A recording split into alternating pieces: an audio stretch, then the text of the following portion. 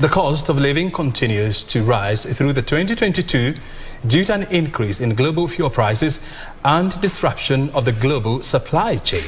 The war in Ukraine has led to a jump in oil prices, which in February hit $100 per barrel for the first time since 2014. Well, tonight we'll review how the dynamics of costly fuel has affected Kenya's households and national logistics. The Kenya National Bureau of Statistics, KNBS, in its latest inflation data showed the cost of living is to 5.07% in February from 5.39% in January 2022, despite a price increase in several food commodities. However, a month after the report, the Energy and Petroleum Regulatory Authority, EPRA, stopped government subsidies on the cost of fuel.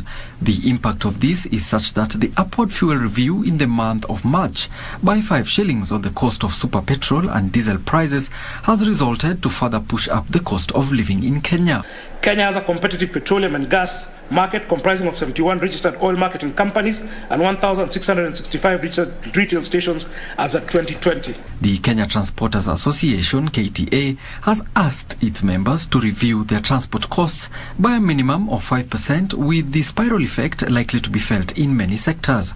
The body notes that the fuel component cost contributes to 35% of direct transporters' costs and indirectly affects other costs like spares and tires, since they are all imported and have to be transported. To lower the prices of fuel and everything concerning oil, so that kila kitu kikisafirishwa kinasafirishwa kwa bei ya chini, sukari rudi chini, kila kitu rudi chini, hata familia zetu zifurahie. Road transport accounts for more than 70% of deliveries in Kenya. At the same time, some Kenya Association of Manufacturers (KAM) member firms announced a price increase on commodities to cover the high import costs due to shilling depreciation and fuel prices. Bamburi Cement has announced a price increase of up to 10% on its Nguvu, Tembo and Fundi brands. Matatu owners have also raised fares to different destinations by between 10 and 30%, hitting hard the wallets of an already struggling commuter. We'll pass the cost to the consumer. Let the consumer climb to the hill or to the tallest building and scream, so that those in authority realize that they need cushioning by those subsidies that should make them pay less. We facilitate economic activities. If today we called off our services, maybe none of you would go to work if you are using a matatu.